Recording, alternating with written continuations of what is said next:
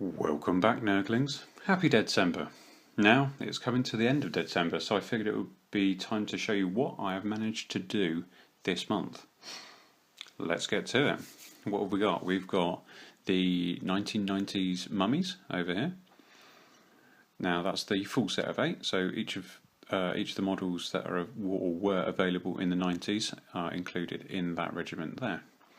We have the Nightmare Legion, which is a unit of 24 armoured skeletons.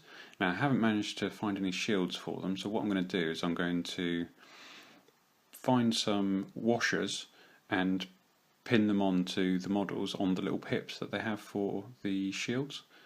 I think that would be quite a cool way to flesh out their shields really quickly, and because they're already be metal, I can sort of rust them up and stuff in some salt water or something before I attach them. So I think that'd be quite cool.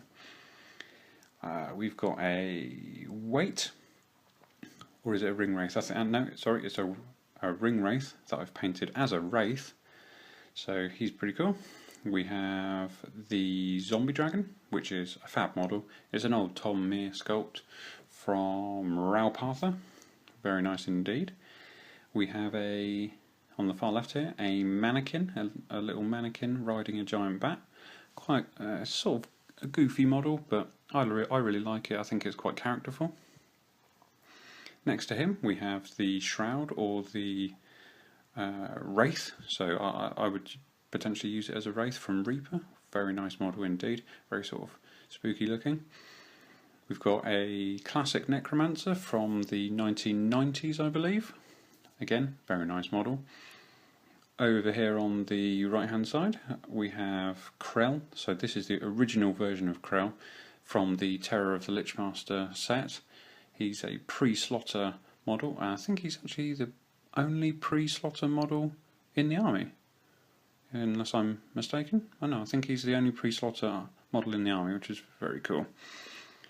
As you know, I like my pre-slaughter miniatures. Okay, so on the left here we have a unit of weights. They're made up of a couple of, I think they're C-17 skeletons.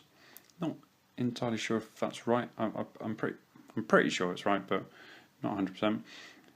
We've got the 1990s full set of weights as well, and an armoured skeleton champion, which I'm using as a weight just to flesh them out to make a unit of 12.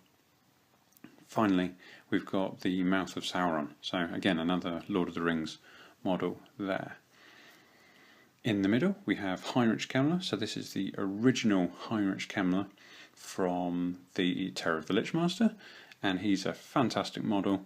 I think he's much more characterful than the resculpt that they did in the late 90s, early millennium, maybe? I'm not entirely sure, but I think it most likely late 90s.